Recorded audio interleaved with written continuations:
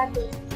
Perkenalkan, saya Zulfa Anissa Fitri SPDI, Guru Pendidikan Agama Islam dan Guru Pekerti SMKS Kerabat Kita Buniayu, sekaligus sebagai mahasiswa PTG dalam jabatan tahap 2 tahun 2021 di LPTK IAIN Pekalongan. Nomor peserta UKB saya adalah 33292 4001479. Pada hari ini, Senin 29 November 2021, saya akan melaksanakan uji kinerja pembelajaran yang saya lakukan secara luring di kelas 11 TKJ 4 dengan materi perawatan jenazah. Untuk selengkapnya, silahkan simak video berikut ini. Assalamualaikum warahmatullahi wabarakatuh. Waalaikumsalam warahmatullahi wabarakatuh. Bagaimana kabarnya anak-anakku semua hari ini? Alhamdulillah, luar biasa. Allahu sukses. Amin. Nah, sebelum mulai pelajaran, ketua kelas harap memimpin doa. Sebelum mulai pembelajaran, marilah kita berdoa terlebih dahulu.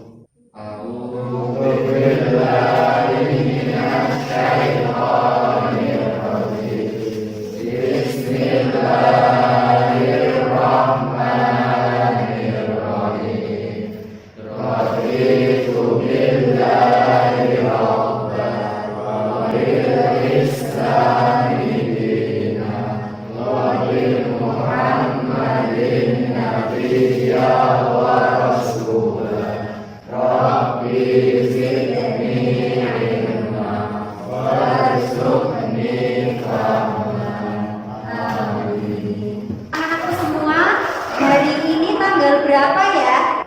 Tanggal 29 November. Berangkat semua atau ada yang nggak berangkat hari ini?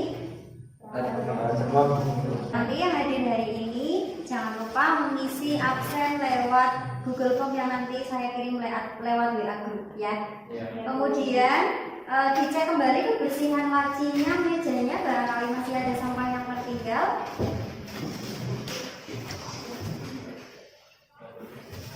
Ada? Oke. Nah, biar lebih fokus untuk pembelajaran hari ini, mari bertadarus bersama Quran Surat Ali Imran ayat 185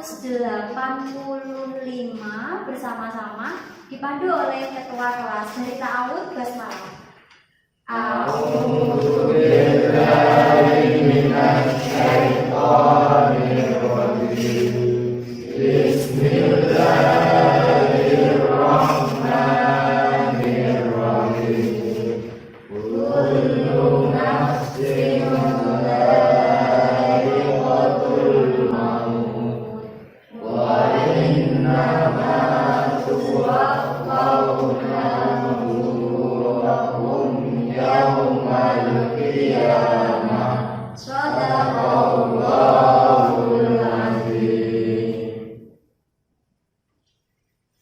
Nah, sebelum mulai pembelajaran, Bu Guru akan menyampaikan tujuan pembelajaran pada hari ini. Yang pertama yaitu setelah kalian mengikuti seluruh rangkaian proses pembelajaran, kalian dapat menjelaskan kandungan dalil akli tentang kepedulian terhadap jenazah, menjelaskan tata cara dan ketentuan penyelenggaraan jenazah, membandingkan penyelenggaraan jenazah dalam kondisi normal dalam kondisi khusus sesuai ajaran Islam, menyimpulkan hikmah dan manfaatnya, mempresentasikan serta mempraktekkan penyelenggaraan jenazah. Nah, biar lebih semangat ya, karena ini hampir jam pelajaran terakhir, saya punya ice breaking sebentar. Ice breakingnya adalah aturan mainnya. Nanti ikuti yang saya katakan, jangan ikuti yang saya lakukan. Kita coba dulu. Pegang kepala, pegang telinga, pegang siku, pegang pundak. Oke, kita mulai ya. Ice breakingnya, fokus biar bisa siap mengikuti pelajaran dan materi hari ini. Pegang kepala. Awas, kepalanya jangan pundak ke sini, jangan pindah ke sini ya. pegang telinga, pegang siku. Awas, awas sikunya jangan pindah ke sini. Pegang pipi, pegang telinga lagi, pegang siku lagi. Alhamdulillah udah mampu semuanya. Nah, selanjutnya siapa yang masih ingat materi pertemuan sebelumnya? Tunjuk tangan. Saya, Bu. Oke, silakan Mbak. Bacaan atau pemberanian, Bu. Bagus sekali. Nah, siapa yang bisa mengkaitkan materi sajaah dengan materi perawatan jenazah yang akan kita pelajari pada hari ini? Bu. Silakan Mas Tegar. Salah satu ciri orang yang memiliki sifat sejarah yaitu perasaan tidak takut mati. Berarti menjadi lebih siap menghadapi kematian, Bu. Nah, perasaan tidak takut mati sehingga lebih siap menghadapi kematian. Nah, materi yang akan kita pelajari hari ini adalah tentang perawatan jenazah. Siapa di antara kalian yang punya pengalaman ikut memandikan, menyolati, kemudian kafani atau menguburkan atau salah satunya? Ada yang sudah pernah? Mbak Putri? Belum pernah, Bu. Belum. Mbak Desti? Belum pernah, Bu. Jadi belum pernah semua ya? Berarti ini pengalaman pertama, jadi nanti tolong diikuti dengan sungguh-sungguh karena ini materi sangat bermanfaat di kehidupan kalian. Barangkali nanti ada keluarganya, saudaranya yang meninggal, bisa ikut memandikan, mengkafani, menyolati, dan menguburkan. Selanjutnya akan Bu Zulfa tayangkan video tentang perawatan tentang jenazah yang berkaitan dengan jenazah. Ini dulu saya putarkan untuk memberikan orientasi masalah. Meski diberikan penjelasan oleh Bupati, sejumlah warga desa Kaltengah, Kecamatan Cilongkok, Banyumas tetap menolak desa ini menjadi tempat pemakaman jenazah pasien. Warga terus menutup jalan agar ambulan yang membawa jenazah berikut rombongan tak bisa melintas. Warga bahkan sempat menolak ambulan dan memaksanya berbalik arah. Bupati Banyumas yang semula sabar memberikan penjelasan pun akhirnya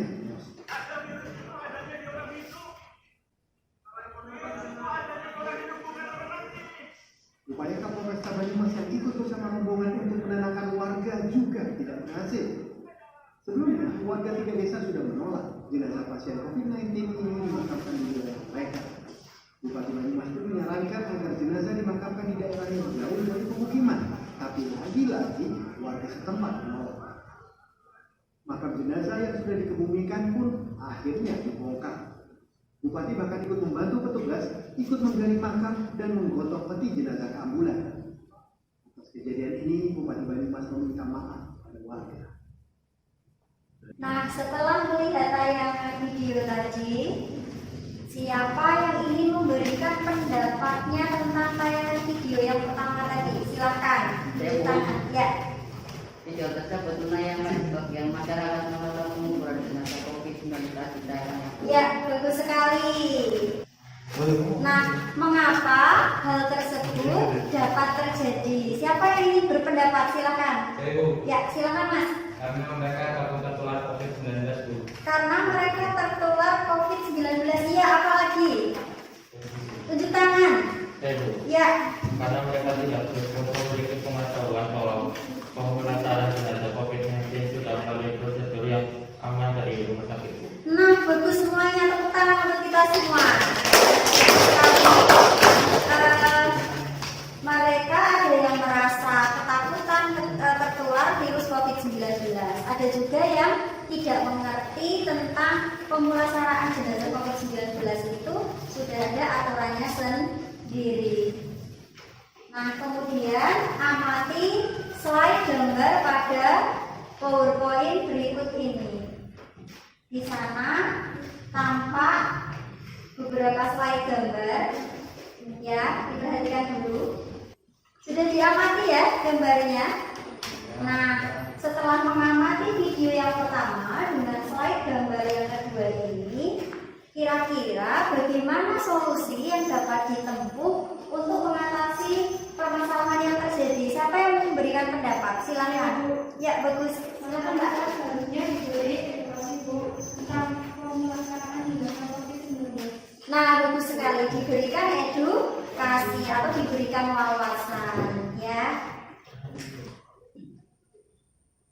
Nah, setelah melihat video, kemudian melihat slide gambar dalam PowerPoint tadi, untuk menjawab beberapa permasalahan, maka dibutuhkan rumusan masalah. Yang pertama yaitu dibutuhkan perbedaan cara merawat jenazah yang meninggal dalam kondisi normal dan utuh.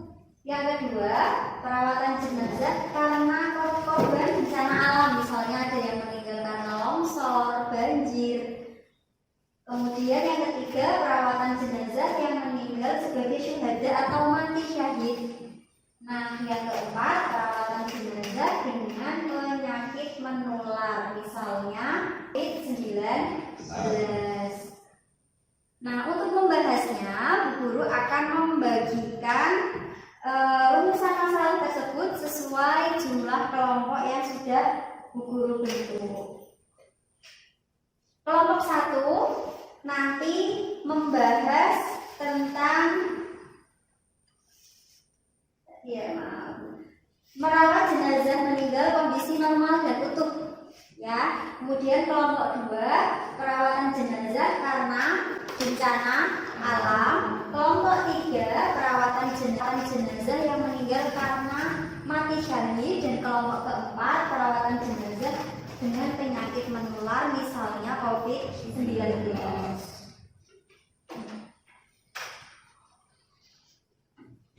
Selanjutnya, nah, untuk membahas dan mencari solusinya, kalian diskusikan dengan teman kalian tentang permasalahan yang terjadi berdasarkan rumusan masalah yang sudah Bu Guru bagi melalui buku-buku paket atau internet. Jadi hari ini saya izinkan kalian untuk mengakses internet lewat smartphone, tapi hanya untuk mencari tambahan referensi. Nah, jika menemukan informasi dari internet, jangan lupa sertakan linknya. Kemudian nanti hasil diskusinya dengan teman-teman ditulis di lembar notulensi yang sudah Bu Guru persiapkan.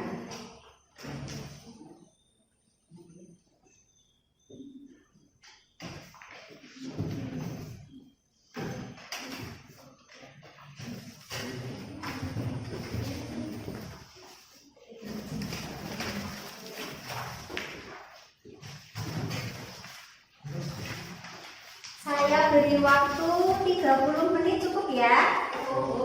Silakan. Jika ada kesulitan, boleh bertanya sama Bu Guru, ya.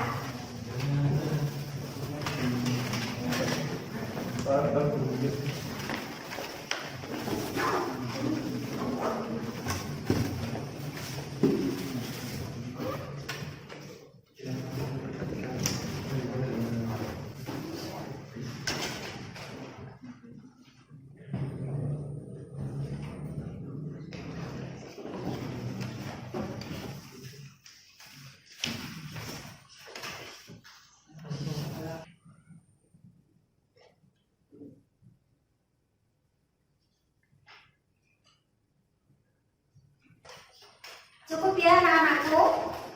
Ya.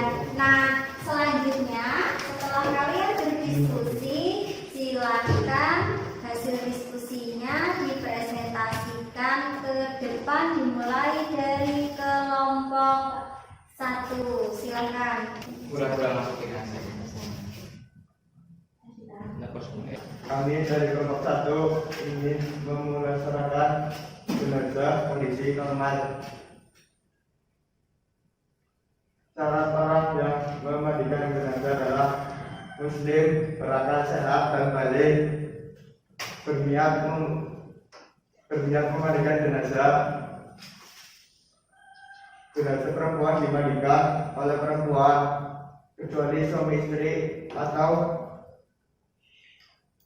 pihak yang memandikan memakai sarung tangan.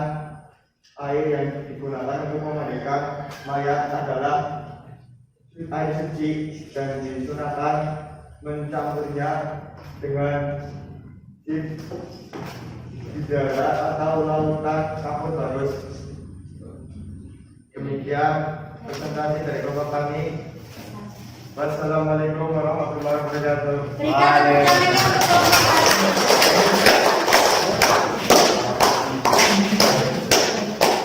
Nah, tadi sudah kita saksikan presentasi dari kelompok 1. Sekarang presentasi dari kelompok 2. Silakan. Assalamualaikum warahmatullahi wabarakatuh. Waalaikumsalam warahmatullahi wabarakatuh. Saya dari kelompok 2 akan mempresentasikan merawat jenazah korban bencana alam. Merawat atau memulasara jenazah korban bencana alam selama masih ditemukan jasadnya, jenazah tetap wajib dimulasarakan secara lengkap. Tapi jika memandikannya bisa mengakibatkan kerusakan baru atau tanpa parah, maka digantikan dengan ditayamumkan. Sementara itu, bagi jenazah yang ditemukan berupa potongan anggota tubuh, maka potongan tersebut tetap dimandikan dan disolatkan dengan maksud menyelamatkan jenazah seutuhnya lalu dikuburkan. Sedangkan jenazah yang tidak ditemukan dan disolatkan, dimanapun diperkirakan posisi jenazah, orang yang menyelamatkan tetap menghadap kiblat. Demikian presentasi dari kami. Wassalamualaikum warahmatullahi wabarakatuh. Waalaikumsalam warahmatullahi wabarakatuh. Berikan tepuk tangannya untuk kelompok 2. Nah, selanjutnya presentasi dari kelompok 3. Silahkan. Assalamualaikum warahmatullahi wabarakatuh. Waalaikumsalam warahmatullahi wabarakatuh. Kami dari kelompok 3 mau mempresentasikan merawat jenazah mati syahid. Syahid dunia dan akhirat. Istilah itu menggambarkan keadaan seseorang yang mati dalam menerapkan agama Allah Subhanahu wa Ta'ala atau berperang. Jenazah orang yang mati syahid tidak perlu dimandikan, apalagi dikafani, cukup hanya disolatkan dan dikuburkan saja. Syahid akhirat. Jenazah yang meninggal karena penyakit di perut, terpapar ketika melahirkan, berada jauh dari tempat tinggal dan karena semacam penyakit paru-paru. Jenazah dipulasarakan seperti jenazah kondisi normal. Demikian presentasi dari kelompok 3. Wassalamualaikum warahmatullahi wabarakatuh. Waalaikumsalam warahmatullahi wabarakatuh. Berikan tepuk tangannya untuk kelompok 3. Nah, selanjutnya presentasi kelompok terakhir yaitu kelompok 4 tentang pemulasaraan jenazah COVID-19. Silakan. Assalamualaikum warahmatullahi wabarakatuh. Waalaikumsalam warahmatullahi wabarakatuh. Kami dari kelompok 4 akan mempresentasikan merawat jenazah COVID-19. Merawat atau memulasarakan jenazah COVID-19, orang yang memandikan tidak boleh sembarangan. Harus memakai APD. Sebelum dan sesudah dimandikan disemprot menggunakan desinfektan. Kemudian dikeringkan dan dibungkus plastik, dikafani, dibungkus plastik lagi, dimasukkan ke peti jenazah, baru kemudian dikuburkan. Terima kasih. Wassalamualaikum warahmatullahi wabarakatuh. Waalaikumsalam warahmatullahi wabarakatuh. Berikan tepuk tangan yang paling meriah. Nah, setelah kalian presentasi dan setiap kelompok telah mengirimkan wakilnya atau delegasinya untuk mempresentasikan hasil diskusinya, barangkali ada yang ingin memberikan tanggapan dalam bentuk masukan atau pertanyaan, Bu Guru persilahkan. Silakan. Saya Bu. Oke, silakan Mbak. Kalau meninggalnya korban kebakaran bagaimana? Nih, bagaimana cara merawat jenazah korban kebakaran? Ada yang mau memberikan pendapat? Kalau tidak ada, Bu Guru lengkapi, yaitu jika korban kebakaran ini jika dimandikan malah justru merusak tubuh si jenazah atau memperparahnya, maka cukup ditayamumkan, dikafani, disolati, dan dikuburkan. Jadi yang harus diperhatikan adalah kita lihat dulu kondisi jenazah. Jika dirasa dimandikan tidak memperparah kondisi fisik si jenazah, maka boleh dimandikan. Akan tetapi jika sudah parah kondisi tubuh si jenazah terbakarnya, maka boleh ditayamumkan, dikafani, kemudian disolati dan dikuburkan. Paham ya anak-anakku?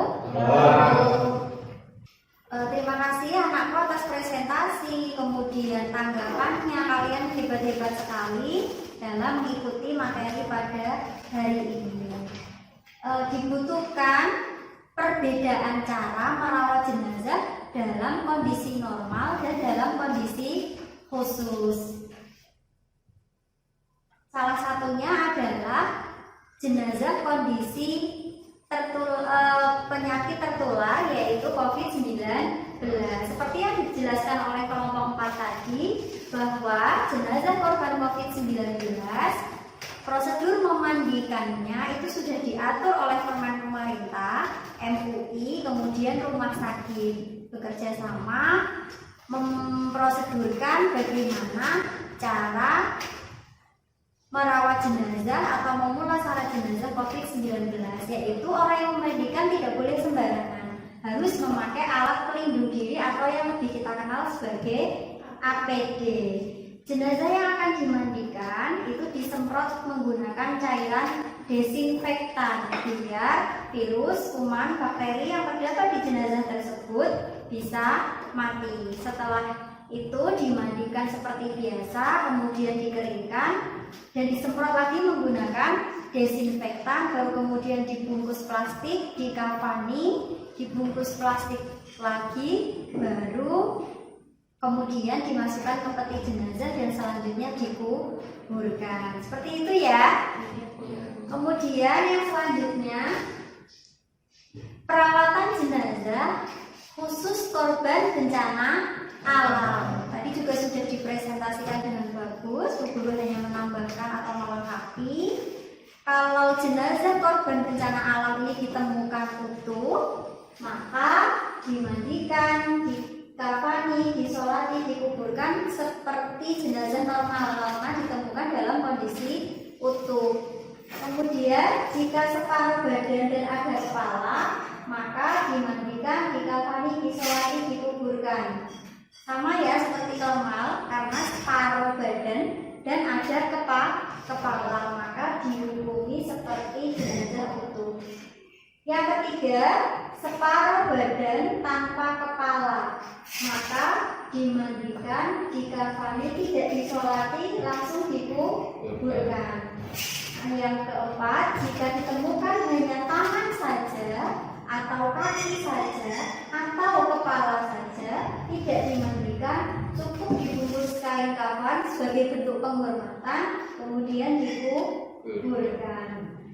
Ini berarti berlaku juga jenazah korban mutilasi, misalnya hanya ditemukan kakinya saja atau tangannya saja. Selanjutnya, perawatan jenazah mati syahid. Mati syahid itu dibagi menjadi dua, syahid dunia akhirat dan syahid akhirat. Syahid dunia akhirat itu adalah orang yang meninggal karena dia berperang dalam rangka membela agama Allah. Maka dia tidak dimandikan, tidak dikafani, tapi langsung disolatkan dan dikuburkan dengan baju yang menempel lengkap di tubuhnya, agar darah yang menempel di tubuhnya jadi saksi saat menghadap Allah nanti bahwa darahnya terkucur untuk membela agama Allah. Nah, kalau mati syahid akhirat, contohnya misalnya ada seorang ibu melahirkan, kemudian meninggal. Cara merawat jenazahnya tetap sama seperti jenazah normal, hanya saja dia mendapatkan pahala seperti orang yang berjihad atau mati syahid. Seperti itu ya. Nah, kemudian memulasara jenazah dalam kondisi normal tadi oleh kelompok 1 sudah diterangkan cara memandikannya. Sekarang giliran Bu Guru untuk menampilkan bagaimana cara mengkafani jenazah. Yang hari ini mau Bu Guru tampilkan, mau Bu Guru demonstrasikan di hadapan kalian adalah cara mengkafani jenazah laki-laki dulu ya. Nah, saya siapkan alat-alatnya. Anak-anakku semua, Bu Guru hari ini akan mendemonstrasikan cara mengkafani jenazah laki-laki. Yang boleh mengkafani jenazah laki-laki tentu saja mahramnya. Ya, misalnya ayahnya saya, Bu Zulfa misalnya meninggal, saya boleh mengkafani karena kan tidak membatalkan wudhu. Jenazah sebelum dikafani kan dimandikan, ada prosesi diwudukan juga gitu ya. Diusahakan yang mahramnya, atau kalau tidak dari mahramnya laki-laki ya yang mengkafani sesama laki-laki. Kemudian yang harus diperhatikan yaitu jenazah sebelum dikafani auratnya harus tertutup seperti biasanya, karena kalau tidak ditutup nanti kelihatan, jangan dibiarkan telannya. Nanti diperhatikan bagaimana cara mengkafani jenazah laki-laki ini. Untuk kainnya terdiri dari 3 lapis. 3 lapis untuk jenazah laki-laki, kalau perempuan jumlah 5 lapis. Nah, untuk tali kain kafannya di sini Bu Guru menggunakan 7 helai atau boleh kurang, yang penting jumlahnya ganjil, boleh 3, boleh 5 atau 7. Ukuran kain kafannya tentu saja disesuaikan dengan ukuran tubuh si jenazah. Perhatikan cara menutup kain kafan selapis demi selapis agar auratnya tidak terbuka.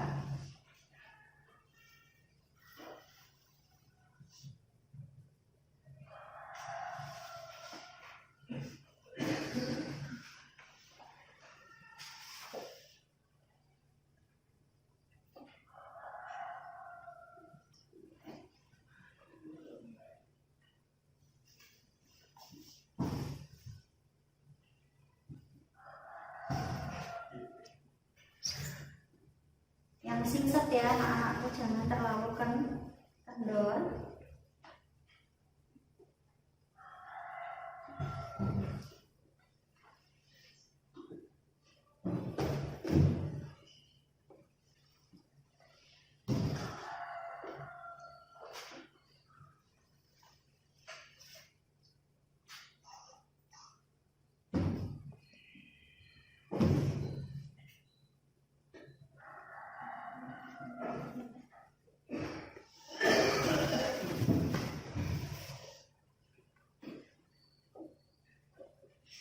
Perhatikan cara menalinya menggunakan simpul hidup, bukan simpul mati, karena nanti ketika jenazah ini dikuburkan di liang lahat talinya dikendorkan. Simpul hidup ya, bukan simpul mati, dan menarinya di arah sisi kiri jenazah, karena nanti jenazah ini akan dikuburkan miring ke kanan dan menghadap di kiblat. Berarti menarinya seperti ini.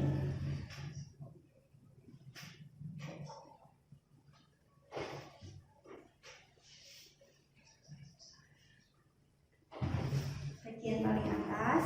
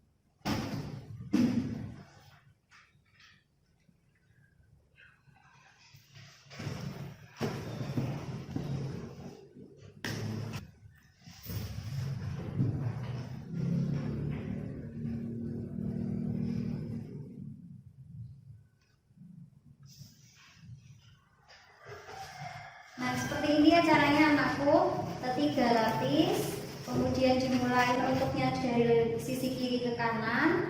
Cara menalinya simbol hidup di sebelah kiri. Bisa dipahami ya anak-anakku? Oke. Perhatikan tahap selanjutnya yaitu menyolati jenazah. Syarat sholat jenazah seperti sholat biasa yaitu suci dari hadas besar, hadas kecil, suci badan, tempat najis, menutup aurat, dan menghadap kiblat. Berarti harus wudu. Dan bagi yang berhadas besar seperti sedang menstruasi atau sedang menanggung junub, tidak diperbolehkan. Jika jenazahnya laki-laki, maka imam berdiri di dekat kepala si jenazah. Dan jika jenazahnya perempuan, maka imam berdiri di tubuh bagian tengah atau arah perut si jenazah. Jenazah diletakkan di arah kiblat orang yang menyolatkan, kecuali sholat di atas kubur atau sholat jenazah gaib. Nah, rukun dan tata cara melaksanakan sholat jenazah yang pertama adalah membaca niat. Ya, niatnya yaitu usolli ala hadzal mayyiti arba'a takbiratin fardhu kifayati lillahi ta'ala. Itu kalau jenazah laki-laki. Kalau perempuan kata hada diganti menjadi hadhil mayyitati. Bedanya di situ ya. Yang selanjutnya adalah takbiratul ihram. Sholat jenazah tidak menggunakan rukuk dan sujud, tapi dengan takbir 4 kali setelah niat. Takbiratul ihram yang pertama membaca Quran surat Al-Fatihah. Setelah takbir pertama membaca surat Al-Fatihah sampai selesai. Kemudian yang kedua yaitu melakukan takbir kembali dan membaca sholawat. Allahumma sholli ala Muhammad wa ala ali Muhammad, atau mau dilengkapi panjang kama sholaita ala Ibrahim wa ala ali Ibrahim juga boleh, atau cukup Allahumma sholli ala Muhammad wa ala ali Muhammad. Selanjutnya yaitu takbir lagi, takbir yang ketiga sambil membaca doa. Kalau laki-laki Allahumma ufir lahu warhamhu wa'afihi wa'afu'anhu. Kalau perempuan domirnya diganti ha, Allahumma ufir laha warhamha wa'afiha wa'afu'anha. Selanjutnya adalah takbir keempat dan membaca doa yaitu Allahumma la tahrimna ajruhu wa la taftinna ba'dahu wa ghfir lana wa lahu. Dan yang perempuan domirnya diganti ha, Allahumma la tahrimna ajruha wa la taftinna ba'daha wa ghfir lana wa lahu. Setelah itu salam, diakhiri dengan salam. Berarti takbir 4 kali. Yang pertama tadi membaca Al-Fatihah, yang kedua sholawat, yang ketiga doa, yang keempat doa lagi, diakhiri dengan salam. Dan ingat tidak menggunakan rukuk dan sujud. Sampai di sini dapat dipahami ya anak-anakku? Siapa di antara kalian yang dapat menyimpulkan materi pembelajaran tentang perawatan jenazah pada hari ini boleh maju ke depan. Saya Bu. Silakan Mbak Putri. Jadi kesimpulan materi pembelajaran hari ini adalah di masa pandemi seperti sekarang ini dibutuhkan perbedaan cara dalam merawat jenazah. Kalau jenazah kondisi normal dan utuh dimandikan, dikafani dan disolati serta dikuburkan seperti biasa. Untuk jenazah COVID yang memandikan harus memakai baju APD. Jenazah harus disterilkan dengan desinfektan setelah dikafani. Jenazah dibungkus plastik, disolati dan dikuburkan. Untuk korban bencana alam, dilihat kondisi jenazah. Jika ditemukan hanya kaki saja atau tangan saja, maka tidak perlu dimandikan, tidak perlu dikafani, tidak perlu disolatkan, langsung dikuburkan saja. Untuk jenazah mati syahid, tidak dimandikan, tidak dikafani, tapi langsung disolatkan dengan pakaian yang melekat di badannya dan langsung dikuburkan. Terima kasih. Terima kasih ya Mbak Putri, bagus sekali atas kesimpulan materi pembelajaran tentang perawatan jenazah pada hari ini.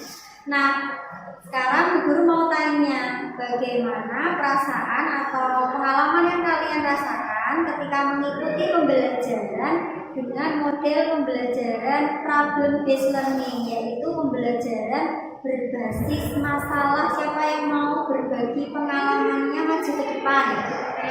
Oke, silakan Mbak, maju ke depan. Assalamualaikum warahmatullahi wabarakatuh. Waalaikumsalam warahmatullahi wabarakatuh. Saya jadi tahu bahwa sumber belajar tidak hanya dari guru, tapi bisa dari buku, internet, teman diskusi. Dan saya jadi lebih bisa berpikir kritis, Bu, karena dilatih memecahkan masalah. Assalamualaikum warahmatullahi wabarakatuh. Waalaikumsalam warahmatullahi wabarakatuh. Berarti ada pengalaman berharga yang kalian dapat pada hari ini, yaitu jadi tahu bahwa sumber belajar itu tidak hanya dari guru, tapi bisa dari buku, dari internet, dari teman diskusi, dan jadi lebih tahu, jadi lebih bisa berpikir kritis dalam memecahkan suatu permasalahan. Nah, jangan lupa belajar. Nanti pada pertemuan selanjutnya Bu Guru akan mengadakan post-test via Google Form. Nah, nanti linknya akan Bu Guru share di grup WA. Bu Guru punya kata bijak hari ini, persiapkan amal solehmu sebelum ajal menjemputmu. Mari kita akhiri pelajaran hari ini dengan membaca hamdalah bersama-sama. Alhamdulillahirabbil alamin.